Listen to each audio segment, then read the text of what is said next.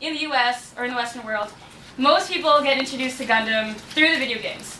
Then they get interested in the storylines, then they find out there's DVDs already, then they find out it was on TV last week. Yeah. So, marketing in the West isn't so much, but it is very, very, very forward in Japanese pop culture. It's basically the equivalent to Star Trek here. You might not have even watched a single episode of Star Trek, but you know a couple Star Trek jokes, or you know a couple characters, basically.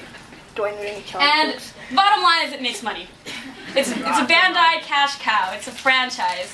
It fuels, all through its characters and through its story, merchandise. Which, you know, Bandai took my wallet, you know, that's what it's for. You might as well. Okay, this is the basic split down. The original story that started in '79, these are all the logos, basically. There's a lot of them. They started out basically the war between space and Earth and all kinds of mini-stories in it. It's a World War II kind of gritty feel, traditional warfare of X versus Y. The alternate universes, though, are a little bit blurred. They're non-traditional forms of conflict, meaning a non-nation or a non-state, or rebel groups versus other rebel groups. And they're a little bit more blurred. Some people say these are the ones aimed at chicks, but Tomino himself said that chicks love original Gundam because one bastard called Char, because he's kind of hot. Char. Everybody's gay for Char. But the prime target audience of the original series, continuing on to today, to the newest series, Unicorn, coming out tonight. Tonight. Coming out in 2009, the anime. It's been a novel running so far. It's gotten popular enough to be an anime. This is basically what Marvel does with its comics. You might have grown up with it in the 60s. They keep revamping it for the generation as you grow older and try to get new people in it. The alternate universes are more like reinventing it. They take some elements, they make them pretty, more powerful mechs, more upgrades, more sparkles and rainbows. And it sells really well to the younger crowd who have never seen a Gundam before. Because if a 10-year-old kid was to watch regular Gundam, he'd be like, why are they all wearing tights? And skirts. So that's why, okay.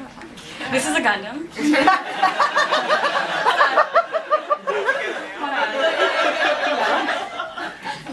You're bad touching it. Okay. Main things, the only 3 things you need to know what a Gundam is. It's got white, red, and blue. Accent gold. It's got a V. Basically all I need to know. If it has a V, it's pretty sure it's a Gundam. There's also a mustache.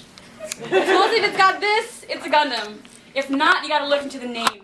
Maybe it says something Gundam. It could be. But these are the real Gundams. Just saying. Oh, there's that too. Yes!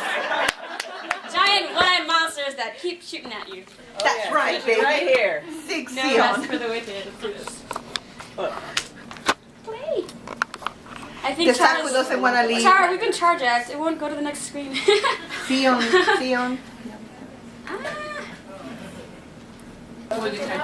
Yeah. It's that one. It's this one that's frozen. Yeah. Oh! Just kidding. There you go. Gundam. So these are the basic breakdowns of your protagonist. If you're the type that likes them young, they're usually war orphans, or they lost their parents somehow. They either stumble into a Gundam, they steal it, or they just grab one and go. Someone gives it to them. Someone uses it. They're always looking for love. Come on. It's wartime, you got no parents around, you're lonely, it's a ship. Usually they have some kind of brother complex or junior complex they need someone to look up to. Usually they die. And in the end, it just comes down to fuck your space politics, I'm leaving with my friends. As for the adults, 1 and 2.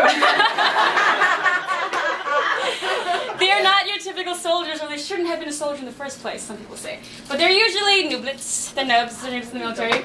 They are assigned their weapons, they don't choose them, they're not personalized. They usually have a very naive or unconventional way of thinking about war, as in they shouldn't be in the war. And they usually break off from their factions or find a new way to solve it, such as get someone pregnant. Or blow themselves up. Or blow themselves up. So where's the gay?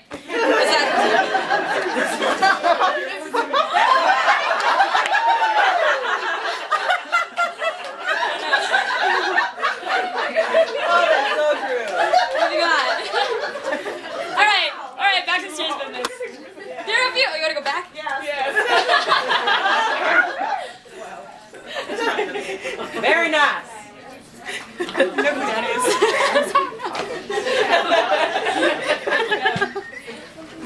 Okay, so now we get to the gay. The pairings, or how in fandom people separate or organize relationships. There are a few things that have to do with Gundam just because of the nature of it, because it's a war drama or a fighting drama. There's usually some kind of power play between relationships. There's someone in a political office, and a soldier, or something like that, below a wing. And then there's sometimes surrogate families, fake older brother, fake younger brother, or you become my older brother, younger brother, something like that. There's always a military hierarchy that's pretty kinky. So,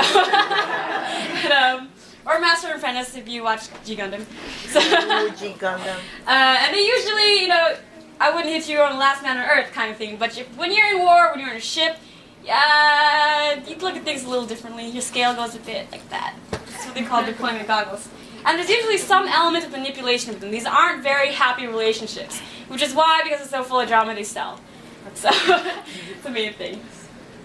There's, as for actual romantic relationships, there are a lot of characters that get married, have kids, hook up, whatever. Hook up and peace out. I don't know. Check up. But they're usually not the focus, like in Macross. The love triangles take a backseat to everything else going on, like living and dying. So,